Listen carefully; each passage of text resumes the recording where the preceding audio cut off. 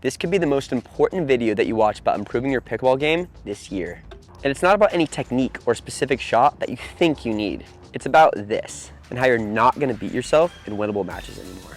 These tips are no BS, and after you watch this whole video, you'll walk away with a much higher pickleball IQ. If you can successfully implement these tips, your trophy case is going to end up looking like this. And even if you don't play tournaments, you'll still stop getting humiliated by players that you should beat. To learn all the secrets behind not beating yourself, stick around to the end of this video, and I promise it'll be worth it. Grab your paddle, and let's go.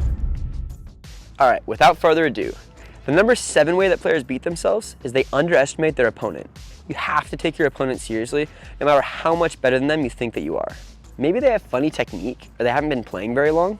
The thing is, I've seen so many players walk on the court looking all relaxed, like they're not gonna have a problem. They're laughing with their friends on the sideline, and then all of a sudden, they've lost the first game. Oh no, now they're worried, and they start taking things more seriously, only to find out that their opponents are actually not that bad. But unfortunately, at that point, it's already too late. If you're playing to win, then a universal law of pickleball is that you never underestimate your opponent. You always need to play your very hardest until the last point. By doing this, you eliminate the odds that you could lose to someone because you didn't take them seriously. The number 6 reason that players lose winnable matches is they make excuses and they give up. I'm playing so bad today. My partner keeps setting me up.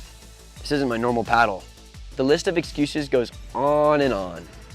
The glory of pickleball is that you never play a game that's perfect. Some things will go wrong and you will get unlucky. The key to becoming a better player is to embrace this and always try to figure out ways to win despite the challenges that you're facing. The best pickleball players are creative problem solvers. They can consistently figure out how to win ugly even when the odds are stacked against them. They don't make excuses even after they lose. They simply try to find ways to win despite the many setbacks that will come. If you're someone who's looking to get better, stop making excuses. The number 5 way that players beat themselves really frustrates me, and it's when they change a winning strategy.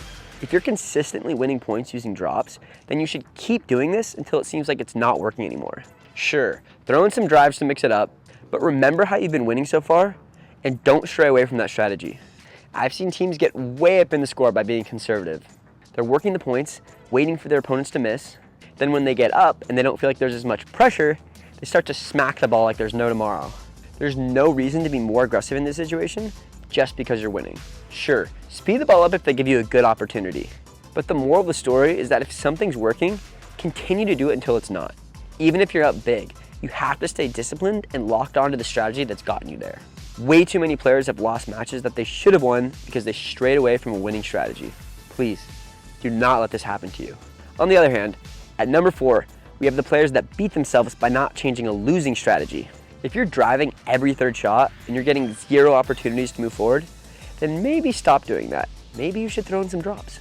I see this happen at so many different parts of the court. If you're throwing up lobs every other point and they just keep smashing them in your face, stop doing that.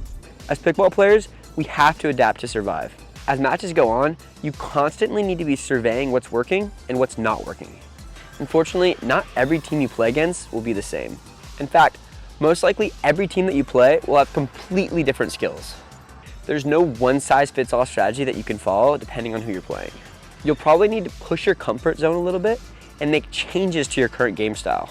By implementing this mindset into your game, you guarantee yourself the best possible chance to not lose to a team that you're better than. Okay, on to the next tip. The number 3 way that players beat themselves is they don't make their opponents work for points. No matter how poor of a situation you're in a point, you always want to try and make your opponents hit another ball. Obviously, don't put your body on the line, but a good rule of thumb is that you should always run for every shot. Sometimes you'll surprise yourself and you'll get a ball that you didn't think was possible. By forcing yourself to run for more balls, you'll increase your threshold of what you can get back. I also see players who are too aggressive in situations where they're on defense. If your opponents have the advantage in the point, sure, you can try to go for that highlight reel winner, but usually it makes more sense to try and get the rally back into a neutral position so that you can take over the point. If you're ever in a defensive situation, your mentality is that you need to make your opponents hit one more ball. And if you've liked this video so far, dink the like and subscribe buttons. We would really appreciate it. The next tip is the second most important thing that you need to know.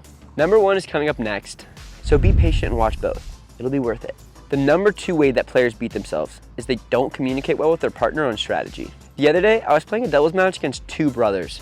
The first game was really close. They were strategizing well and keeping us on our toes.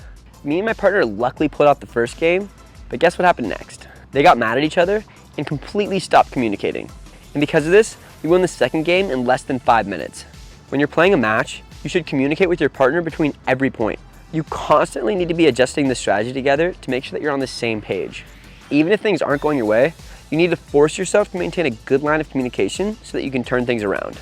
So even if you're frustrated because you're playing terrible, you're discouraged because you're losing badly, or you're mad at them because they didn't invite you to their birthday party, you always need to discuss strategy with your partner throughout your matches. Okay, we're on to the most important thing that you need to understand. The number 1 way that I see people beat themselves is by losing their focus. It's happened to every player. It's the last game of the day, you're up 7-0, and you're already thinking about what you're gonna get for lunch. Maybe I should get a ham and cheese. No, I'll get some tacos. Wait, it's 7-9 now.